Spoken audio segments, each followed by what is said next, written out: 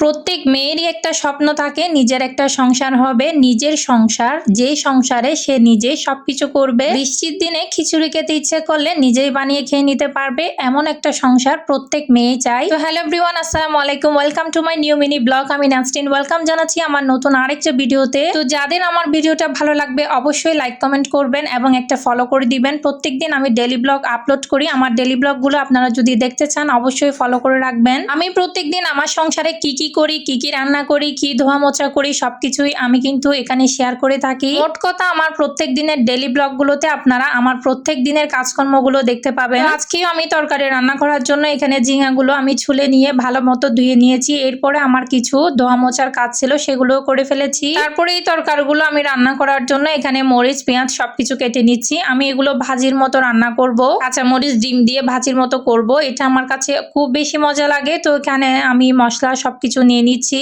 মশলার দানিতে দেখলাম আমার মশলার গুঁড়োটা নাই, সেজন্য আমি মশলার গুঁড়োটা একটু বড় পট্টার থেকে বের করে নিয়ে এখানে নিয়ে নিয়েছি। এরপরে মশলাগুলো নিয়ে নিয়েছি, মশলাগুলো একটু পানি দিয়ে আমি মেখে নিচ্ছি। তারপরে একটা বড় সাইজের ডিম নিয়েছি এবং এখন রান্নার জন্য আমি ইলেকট্রিক চুলায় চলে গিয়েছি। আমি এটা যেভাবে রান্না করি এভাবে আপনারা অবশ্যই একদিন রান্না করে দেখবেন, এটা খেতে কিন্তু অনেক বেশি মজা লাগে। প্রথমে ডিমটা ফেটিয়ে নিয়ে আমি মশলাগুলো দিয়ে দিয়েছি। মশলাগুলো কষানোর সময় আমি টমেটো, ধনেপাতা সবকিছু দিয়ে দিয়েছি, আমার ফ্রোজেন করা ছিল। এরপরে আমি কেটে রাখা তরকারিগুলো দিয়ে দিয়েছি। এগুলোতে তেমন কোনো পানি ইউজ করা হবে না, যেরকম পানি বের হবে সেগুলো দিয়ে কিন্তু আমার তরকারিটা হয়ে যাবে। তো সকাল সকাল আমি অনেকগুলো রুটি বানিয়েছিলাম। এর আগের ভিডিওতেও আমি অনেকগুলো রুটি বানিয়ে ফ্রোজেন করে রেখেছিলাম, সেগুলো শেষ হয়ে গিয়েছে। তো আজকে আমি আবার কিছু রুটি বানিয়ে ফ্রোজেন করে রেখেছি। আমি একদমই প্রত্যেকদিন রুটি বানাই না, প্রত্যেকদিন রুটি বানানোটা আমার কাছে অনেক বেশি ঝামেলা লাগে, তাই একটু করে ছেঁকে এভাবে রুটিগুলো ফ্রোজেন করে রাখি। তো রান্নার কাজ শেষ করে দেখলাম বেসিনে অনেক বেশি ময়লা হয়েছে। আমার বেসিনের তলায় কিন্তু পানি যায় না, তারপরেও বেসিনের উপর দিক থেকে পানিগুলো নিচে একটু একটু পড়ে এভাবে ময়লা হয়ে গিয়েছে। তলায় পানি না যায় বলে আমার বেসিনটা একদম পরিষ্কার থাকে। তো